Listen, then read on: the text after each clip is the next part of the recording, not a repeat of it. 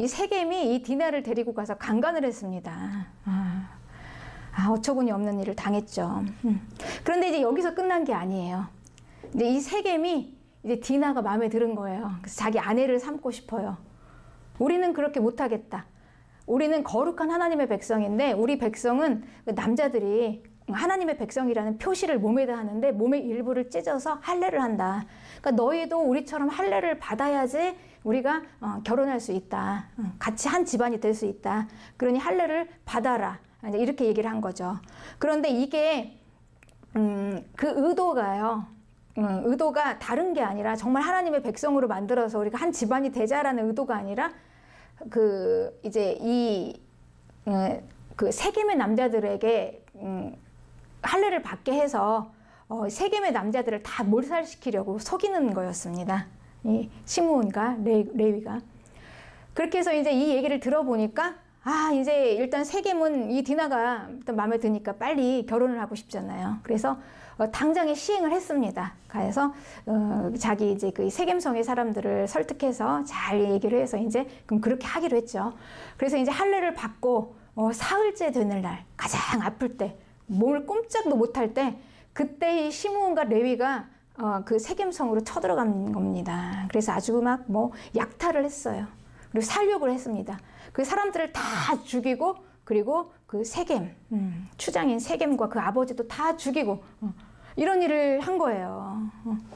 그리고 그 나머지 아들들이 다 가서 거기에서 부녀자들 다 빼앗고 아이들 난리를 내고 막 그 마을을 완전히 초토화를 시킨 것입니다. 네, 그러고 돌아왔어요. 네. 그러니까 이 얘기를 다 듣고 보니 이제 아버지 야곱이 이 얘기를 딱 듣고 보니까 이게 이제 큰일 난 거예요.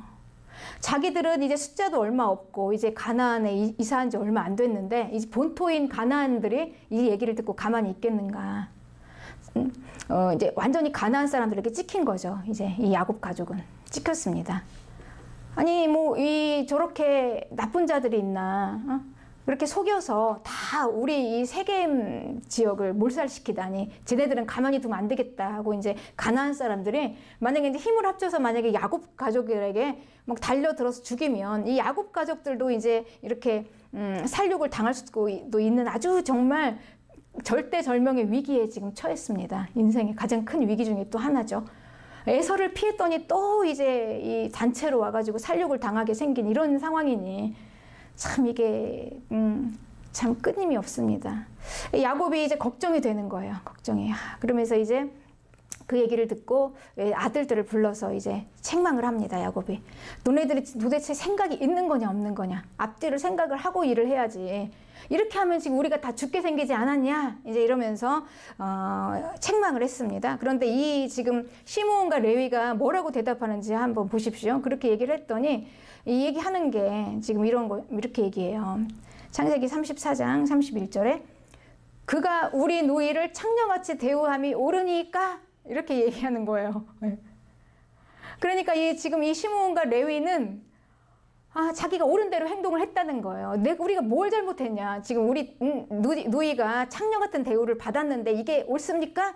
그러니까 이제 앞뒤 생각을 안 하고 그냥 무작정 그냥 자기가 옳은 대로 꽂힌 거죠. 그러니까 선악과가 사람에게 들어왔어요. 그리고 무엇이 선이고 무엇이 악이고 이제 구분을 합니다. 이건 선이고 이건 악이고. 그런데 이 선악과는요, 사람에게 선악과가 온 것 자체가 악입니다. 그러니까 사람은요, 선과 악을 나눌 수 있는 자격이 없어요. 그러니까 심판자의 자격이 없다는 거예요. 그러니까 선악과가 우리에게 들어온 것 자체가 저주예요. 자꾸 선과 악으로 생각하잖아요. 하지만 우리는 모든 문제를 이건 선이다, 이건 악이다 이렇게 나눌 수가 없는 것입니다. 그냥 선은 오직 하나님 앞으로 오는 거, 하나님 안으로 들어오는 거, 이거밖에는 선이 없다는 거예요. 뭐가 선이고 뭐가 악이고 누가 잘했고 누가 잘못했고 이렇게 나눌 문제가 아니라는 것이지요. 네.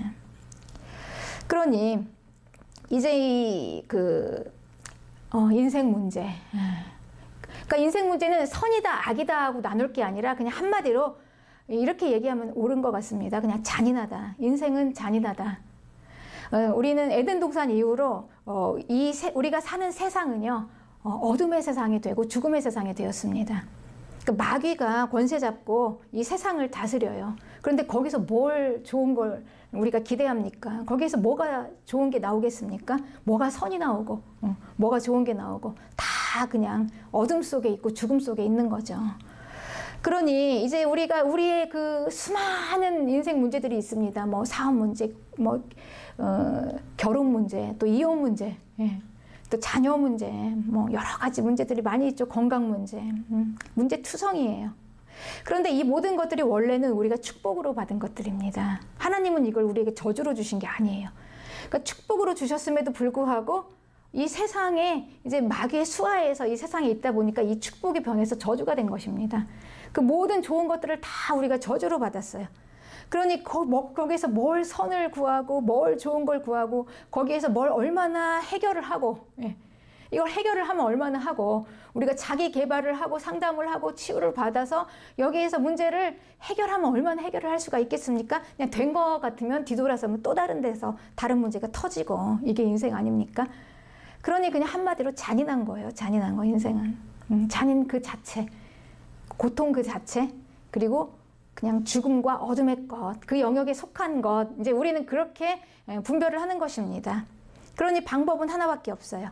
죽음에서 생명으로 나와야 하는 것입니다. 아멘. 어둠에서 빛으로 나와야 해요. 그거밖에는 대안이 없습니다. 여기는 해결을 할 수 있는 게 아니에요. 해결을 하는 게 아니고 푸는 게 아니라 그냥 그 어둠의 영역에서 빠져나와서 빛으로 나와야 돼요. 아멘. 죽음의 영역에서, 이 저주의 영역에서 나와서 생명으로. 그래서 이제 우리는 이 현실과요, 하나님의 말씀은 항상 이렇게 불일치할 수밖에 없습니다. 현실의 판은 뒤틀린 판이에요. 다 저주와 어둠과 죽음의 판입니다. 거기에서 일어나는 일들이에요. 그런데 그 안에 하나님께서 생명을 말씀하시고 그리고 빛을 말씀하시는 것입니다. 그러니 하나님께서 말씀하시는 그 말씀이 생명과 빛이 어둠과 죽음에 막 이렇게 선포될 때 이제 불일치가 되는 것입니다. 그래서 우리에게는 이 불일치의 인생 중에 하나님의 말씀을 받고 진리 안에서 이 간극을 이제 줄여 나가는 거죠. 하나님의 말씀 앞으로 나오는 것입니다. 그래서 우리에게는 하나님 앞으로 나오는 우리의 믿음, 그리고 하나님께서 우리를 부르시는 은혜, 그리고 하나님 앞에 가는 그 기도와 예배, 이 이외에 다른 방법이 없습니다. 아멘. 그래서 우리의 이 현실, 뒤틀린 현실에서 하나님의 진리인 말씀으로 판이 바꿔지는 것이죠. 그렇습니다. 그래야지만이 이 현실은 에서가 장정 400명을 데리고 왔잖아요. 그렇지만 하나님의 말씀은 내가 너에게 은혜를 주겠다. 가나안으로 가라 그랬습니다. 그리고 현실은 어떻습니까? 막 딸 하나 있는 디나가 강간을 당하고 막 온 그 야곱의 아들이 그 세겜 사람들을 죽이면서 살육을 하고 전쟁판이고 곧 죽음의 위기가 지금 닥쳐 있고 이런 게 현실이죠. 그런데 하나님께서는 말씀하셨어요. 내가 너에게 은혜를 주겠다. 가나안으로 가라. 불일치예요. 그래서 우리는 이 말씀, 하나님의 말씀, 현실과 너무나 다른 하나님의 생명이시고 빛인 이 말씀 앞으로 우리가 나오고 그 말씀을 붙잡아야 사는 것입니다. 그래서 간극이 크면 클수록 우리의 기도가 세지고요. 이 불일치가 자꾸 크면 클수록, 간격이 크면 클수록 우리의 믿음이 커지는 것입니다. 그래서 이 하나님의 말씀을 붙잡아야 되고 생명을 붙잡아야 됩니다. 그게 사는 길이에요. 죽기 살기로 현실이 나를 속일지라도, 나를 분노하게 할지라도 뭐 더 이상 우리가요 이 현실 때문에 분노할 필요도 없고요. 우리가 그 현실이 나를 속일 때 이상하게 생각할 이유가 없습니다. 그냥 당연하게 받아들이는 거예요. 그렇지. 현실은 항상 잔인하다. 인생은 잔인하다. 이걸 우리가 받아들이는 것입니다. 그리고 그 가운데 끊임없이 생명 되시고 빛 되시는 주님 앞에 나와서 이 예배의 자리 지키고요. 끝까지 그냥 벗어나지 않고 주님 붙잡고 끝까지 그 생명 붙잡고 있으면 문제 없습니다. 아멘. 문제 없어요. 우리는 그렇게 살아가는 것입니다. 그렇습니다. 네. 그래서 이제 이 야곱이요. 또다시 현실이 자기를 속이는 거예요. 근데 이 현실이 속이는데 아들들까지, 철없는 아들들까지 현실 파악을 못하고 지금 다 죽게 생겼는데 그 분노하면서 그 감정 조절이 안 되니까 막 그 하나에 막 꽂히잖아요. 전체를 못 봐요. 그러니까 지금 자기가 죽게 생긴 걸 보는 게 아니라 우리 누이가 지금 이렇게 더럽혀졌는데 이게 옳습니까? 이렇게 항변하고 있잖아요. 그러니까 이 야곱이 이제 이 현실 앞에서 이제 절망합니다. 이제 언제 이게 끝이 나려나. 그리고 이제 하고 이제 이렇게 야곱이 이제 힘이 축 처져가지고 이제 쓰러져서 있었나 보죠. 거기에 하나님께서 이제 야곱에게 찾아오셨습니다. 이게 은혜예요. 이게 은혜입니다. 그런 이제 우리에게 하나님이 찾아오시는 거예요. 우리가 항상 그렇지 않습니까? 예수님 믿었으면 이제 뭔가 될 것 같은데, 아니, 말씀을 보면 축복이고 소망인데 내 삶은 자꾸 현실은 나를 속이는 겁니다. 자꾸 어둠이고 죽음이고 뒤틀려 있고. 그럴 때 왜 이러지 왜 이러지 우리 이제 절망하죠. 그때 이제 하나님께서 은혜로 우리에게 찾아오시는 거예요. 그리고 말씀하십니다. 창세기 35장 1절에 일어나 베들로 올라가서 거기 거주하며 내가 내 형 에서의 낯을 피하여 도망하던 그때 내게 나타났던 하나님께 거기서 제단을 쌓으라. 이렇게 말씀하세요. 이 하나님의 위기 대처법이에요. 처방이에요. 너무나 정확하지 않습니까? 이겁니다. 여러분, 다른 대안이 없어요. 일어나서 베델로 올라가라. 베델이 어디입니까? 야곱이 에서가 자기를 막 죽이려고 해요. 형이. 그래가지고 그 형을 피해가지고 도망가는 그때 얼마나 절대절명의 위기였습니까? 우리가 살면서 당한 인생의 위기 가운데 이때 이 베델에서 하나님이 나타나셨어요. 그리고 그 하나님께서 뭐라고 하셨습니까? 그때 내가 너의 하나님이 되겠다 그랬어요. 언약하시고. 그리고 내가 너를 먹이고 입히고 지키고 보호해서 다시 여기로 돌아오게 할 때까지 너를 떠나지 않겠다. 이렇게 약속하지 않았습니까? 그 하나님이에요. 그 하나님. 그 하나님께 다시 가라는 겁니다. 그래서 야곱이 그때 그 하나님께 예배를 드리고, 그리고 언약의 그 보증으로, 언약의 그 징표로 11조를 하겠습니다. 이렇게 이제 서원을 하고, 그리고 이제 언약을 서로 맺은 거죠. 그 하나님. 그러니까 한마디로 하나님께서는 뭐냐면요. 이 하나님께 와서 다른 하나님이 아니라 언약하신 이 하나님, 나의 주 나의 하나님, 이분 앞에 와서 예배를 드려라. 예배의 자리로 나오라. 베델로 올라가라. 이 얘기입니다. 하나님의 대처 방법은요, 다른 게 아니라, 여러분, 어떻습니까? 예배 자리로 나오라고 하세요. 네, 이게 방법이라고 하시는 겁니다. 뭐 나가서 에서에게 도움을 청해서 이렇게 해서 싸워라. 무기는 뭘로 해라. 이런 게 아니었어요. 전략을 짜고 이런 게 아니라 그냥 무조건 예배의 자리로 나오라고 하시는 것입니다. 그러니까 위기 때 이렇게 하라. 왜냐? 하나님이 도우시기 때문에. 아멘. 우리에겐 하나님이 도우시니까. 네. 그분이 도우시는데요. 그래서 이제 이 야곱이 하나님의 이 말씀을 듣고, 야곱은 또 파워가 있어요. 야곱의 파워가 뭐냐면 말씀을 들으면 순종하는 거예요. 아멘. 그래서 역사가 이루어지는 것입니다. 야곱의 삶에. 항상 위기는 있었지만 하나님이 말씀하시면 즉각 순종해요. 그 얘기를 듣고 야곱은 거기에서 하나님께 반문하지 않았어요. 하나님 지금 다 죽게 생겼는데 우리에게 다 베델로 올라가라고요? 베델로 올라가는 그 길에 우리가 다 죽겠습니다. 이렇게 뭐 반문한 게 아니에요. 그냥 예배의 자리로 가라고 그러니까 가겠습니다. 그리고 이제 가족들을 다 데리고 이제 베델로 올라가는데 하나님을 만나러 가는 거예요. 그런데 좀 이상합니다. 이 가나안 사람들이 하나도 안 보여요. 다 도망갔는지. 지금 이제 이 가나안 사람들 지금 이제 어떻게 돼야 되냐면요. 이제 자기들끼리 가나안 사람들이 막 힘을 모아서 이 야곱 가족을 막 쳐야 되잖아요. 막 치러 와야 되잖아요. 그런데 다 숨었나 봐요. 안 보여요. 그래서 이제 이 야곱 가족이 이제 갑니다. 베델로 그냥 편안하게 가는 거예요. 순탄하게 가요. 그런데 그 이유가 뭐냐면 여기에는 분명히 밝히고 있어요. 그 안 보였던 이유가 창세기 35장 5절에 그들이 떠났으나 하나님이 그 사면 고을들로 크게 두려워하게 하셨으므로 야곱의 아들들을 추격하는 자가 없었대요. 네, 이렇게 지켜주시는 거예요. 여러분, 이게 언약입니다. 언약이 하나님. 하나님이 약속하셨잖아요. 내가 너를 지키겠다고. 그러니 이렇게 세밀하게 우리의 일상을 보호하시는 것입니다. 이렇게 하나님께서 미리 다 야곱이 베델로 가는데 아무 문제 없도록 하나님께서 이미 다 사방으로 막 두렵게 하는 거예요. 마음을 두렵게 하셔서 야곱이 잘 갈 수 있었습니다. 그리고 이제 베델로 올라가요. 베델로 올라가는데 다 올라갔는데 이제 하나님께서요. 이 베델로 올라간 이 야곱에게 하나님께서 복을 주셨다 이렇게 말씀하십니다. 창세기 35장 9절에 야곱이 밧단 아람에서 돌아오매 하나님이 다시 야곱에게 나타나사 그에게 복을 주셨다 그랬어요. 그 복. 그런데 하나님께서 주신 그 복이 무엇일까요? 하나님께서 내가 너에게 복을 주겠다, 은혜를 주겠다 말씀하시고 하나님께서 여기에서 이 위기의 때에 베델로 올라가라 말씀하시고 거기에 올라온 야곱에게 복을 주셨다 하셨는데 이 복이 무엇이냐면요. 이렇게 말씀하시는 거예요. 하나님께서 너는 이제 야곱이 아니고 너는 이스라엘이다 이렇게 말씀하세요. 이스라엘. 그러니 이 이스라엘이 하나님께서 주시는 복이라는 것입니다. 이스라엘. 왜 이 이스라엘이 복일까요? 이스라엘은 그가 하나님으로서 다스리실 것이다 라는 뜻입니다. 이스라엘. 하나님의 백성. 그러니 하나님의 백성 이스라엘은 그가 하나님으로서 다스리는 자들.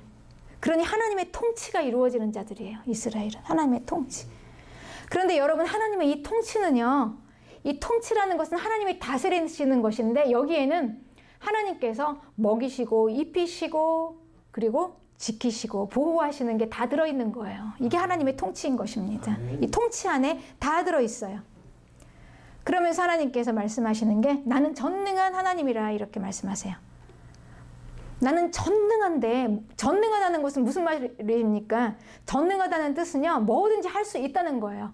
불가능이 없다는 거예요. 모든 걸 하실 수 있는 하나님 그분이 통치하신다는 거죠. 나를 약속 안에서 이렇게 약속하신 거예요. 그게 이스라엘입니다. 이스라엘. 그러면서 하나님께서 지금 야곱에게 뭘 말씀하시냐면요. 지금 죽느냐 사느냐 죽기 살기로 지금 위기 가운데 있는 야곱에게 말씀하시는 게 11절에 생육하고 번성하라. 한 백성이 생육하고 번성하라. 한 백성과 백성들의 총회가 내게서 나오고 땅들이 내 허리에서 나오리라. 내가 아브라함과 이삭에게 준 땅을 내게 주고 내가 내 후손에게도 그 땅을 주리라. 이렇게 말씀하세요. 땅. 하나님께서 말씀하신 이 땅이 뭡니까? 하나님의 나라잖아요. 그러니 하나님이 지금 뭘 말씀하십니까? 이스라엘, 하나님의 통치, 하나님의 나라. 이걸 지금 말씀하시죠. 하나님의 백성. 뭡니까 여러분 이게 결국? 한마디로 얘기하면요. 구원이에요. 구원. 아멘. 구원. 지금 하나님께서 이 위기의 상황에서 예배의 자리로 들어가라 말씀하시고 뭘 말씀하시냐면 지금 구원을 말씀하시죠. 구원이 우리에게 이게 얼마나 탈출구인가. 구원. 하나님께서 이 구원, 하나님의 나라, 하나님은요, 하나님 나라의 왕이세요. 자기 나라, 자기 백성을 지키십니다. 그런데 이 자기 나라를 지키시려는 이 하나님의 이 열정이 우리의 삶을 보호하신다는 거예요. 그러니 하나님께서 우리의 삶을 지켜주신다는 것입니다. 이 땅에서 우리가 먹고 사는 일상들. 그러니 구원과 전혀 무관하지 않다는 거예요. 그러니 하나님께서 구원 때문에 우리를 도우시겠다는 거죠. 우리를 먹이고 입히고 보호하시고 지키시고 또 죽음의 위기 가운데서 건지시고 이런 모든 상황 가운데서 하나님이 지키시는 이유가 뭐 때문에요? 구원 때문에. 이건 구원은 하나님의 가장 큰 프로젝트예요. 하나님은 처음부터 끝까지 이 구원입니다. 구원. 그렇습니다, 여러분. 이걸 말씀하시는 것입니다. 네. 하나님의 나라를 위하여 그 백성을 지키시겠다.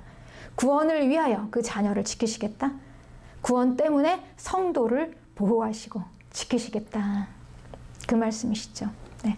그래서 우리가 여러분 구원 받았기 때문에 이 구원 때문에 그 보호하심 때문에 여기까지 있습니다. 아멘. 그리고 앞으로도 우리가 그렇게 잘 이 땅에서 보호하심을 받을 것입니다. 아멘. 전능하신 하나님의 보호하심이에요. 네. 그렇습니다. 이 하나님의 통치. 결국 이 야곱은요, 이 베델에서 통치하시는 하나님을 받았죠. 이 통치하시는 하나님이 과연 우리의 이 성도의 삶에 구체적으로 어떻게 나타나는가를 한번 보겠습니다. 그러니까 이 구원의 하나님, 결국 우리가 구원받았다는 것은 하나님의 통치예요. 통치. 그러니 하나님의 통치 안으로 들어오는 것이 축복이다, 복이다 라고 말씀하시는 거죠. 하나님의 통치입니다. 통치를 받는 것.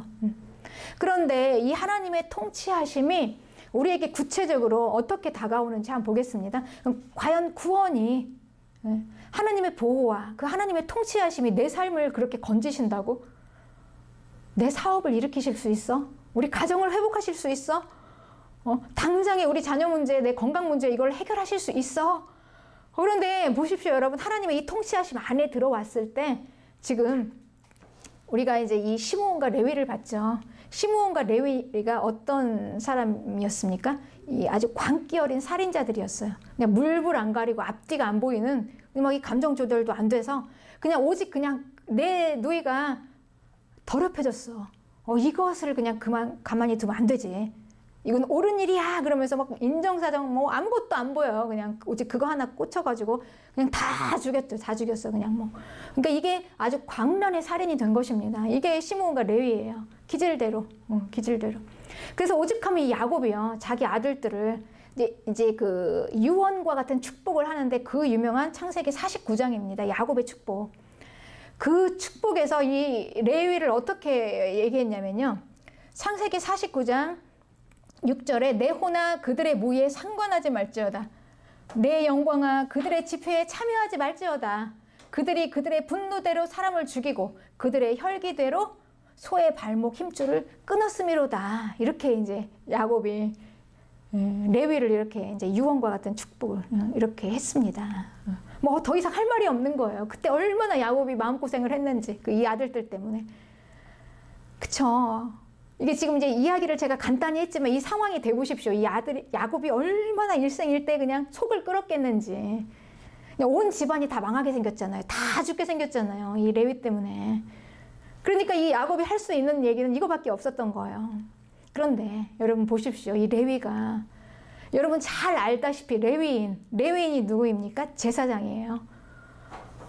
그러니 이 하나님의 백성들을 하나님 앞으로 인도하는 그 리더입니다. 하나님의 말씀을 가르치고 성전 일을 하고, 그리고 레위인에게서 뭐가 나왔냐면 제사장이 나왔어요. 레위 자손에서. 어떻게 이렇게 사람이 변할 수가 있는지.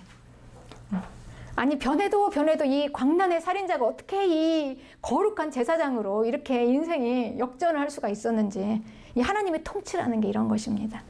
하나님의 통치 안에 들어오니 이 그 레위의 과격한 이 그 열정과 이 분노가 의분이 되는 거예요. 의분. 그래서 하나님의 그 분노, 그러니까 하나님의 질투, 이 죄에 대해서 그걸 대변하면서 막 싸우는 거예요. 헌신합니다. 목숨을 다해서 헌신해요. 이 레위만한 사람이 없는 거예요. 12아들 중에. 그래서 우리 금송아지 사건 이제 유명합니다. 모세가 하나님께 십계명 받으러 올라갔는데 그 사이를 못 참고 막 이스라엘이 금송아지를 막 섬겼어요. 그래서 모세가 이제 거기서 명령합니다. 누구든지 나를 따를 자는 너희들 다 형제들이잖아요. 다 지금 자기 가족들이란 말이에요. 죽이라고. 누가 죽일 것이냐. 근데 그때 여러분 누가 나갔겠습니까? 거기에 누가 나가서 자기 부모와 형제와 자녀를, 친구를 다 죽일 수가 있는 그 의분을 가진 자가 누구였겠습니까? 레위죠. 레위 외에 누가 있겠습니까? 그래서 레위인들이 그때 나가서 한 3,000명을 다 죽였어요. 그런 사건이 있었습니다. 그게 레위인이었어요. 네. 그리고 항상 그 자기 민족들이 다 죄를 지을 때마다 아무도 감히 함부로 나서지를 못해요. 왜냐면 다 자기 가족들이니까. 처치를 못하는 거예요. 그때마다 나서서 누가 했겠습니까? 레위인이죠. 레위. 네. 그러니까 미디안 광야에서도 그렇습니다. 발람에게 속아서 모압 여자들하고 막 음행을 하기 시작하는데 하나님께서 이제 죄를 끊으려고 그때 이제 전염병을 막 내리십니다. 전염병이 쫙 내릴 때 그때 과감하게 나가서 이스라엘 자기 민족을 칼로 딱 쳐서 창으로 죽인 게 누구였냐면 비느하스, 레위인이었어요. 하나님이 그때 이후로 이 레위인을요 제사장의 직분을 주셨습니다. 민수기 25장 13절에 그와 그의 후손에게 영원한 제사장 직분의 언약이라. 이 주의 손에서는 광기 어린 살인자가 제사장이 됩니다. 하나님의 통치 안에서는요 이 광란의 이 사륙자가 레위인이 되는 것입니다. 어둠에서 빛으로 나오면 모든 인생은 이렇게 소망입니다. 어느 인생이라도 하나님 앞으로 나오기만 하면 되는 것입니다. 하나님 앞으로 나오기만 하면. 죽음에서 생명으로 나오는 게 우리의 소망인 줄 믿습니다.